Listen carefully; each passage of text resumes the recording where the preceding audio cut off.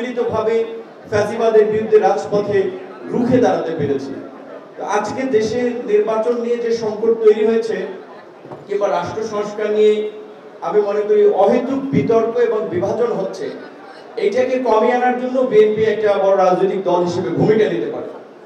সরকারকে রাজনৈতিক দলগুলো সহযোগিতা করছে বিধায়ী সরকার স্মুথলি যতটুকু রাষ্ট্র পরিচালনা করতে পারছে।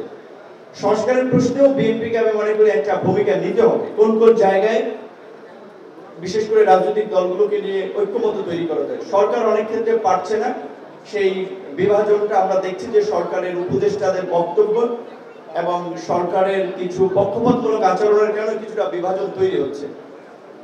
বাংলাদেশের বর্তমান বিশেষ করে প্রেক্ষাপট এবং ভূ রাজনীতিতে আমরা সাম্প্রতিক মার্কিন যুক্তরাষ্ট্রের যে গোয়েন্দা প্রধান তার বক্তব্য, আপনারা অনেকেই বলছেন এটা ইন্ডিয়া থেকে দিয়েছে তাই একটা খুব গুরুত্ব পাচ্ছে, কিংবা এটা একটা প্ল্যান কোশ্চেন, এটা একটা হেডলাইন সাংবাদিকদের তারা প্রি প্ল্যান করেছে।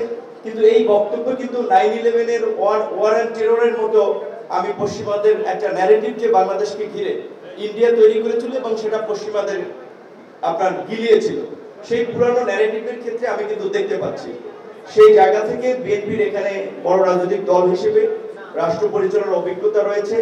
এখনো সরকারকে সুপরামর্শ দেওয়ার এবং সঠিক পথে পরিচালনার ক্ষেত্রে আমি মনে করি তারা ভূমিকা নিতে পারবে।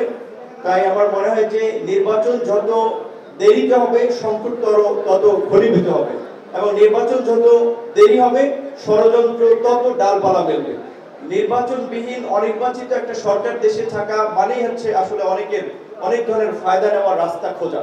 সেই জায়গা থেকে রাজনৈতিক দলগুলোকে নিয়ে একটা নির্বাচনের প্রশ্নে বিএনপির আমার মনে হয় যে ঐক্যমতের দিকে যাওয়াটা দরকার। আজকের এই প্রোগ্রামে সকলের মাঝে গণ অধিকার পরিষদের পক্ষ থেকে কথা বলার সুযোগ করে দেওয়ার জন্য আমরা বিএনপির চেয়ারম্যান এবং আজকের যারা আয়োজক তাদেরকে ধন্যবাদ জানাচ্ছি।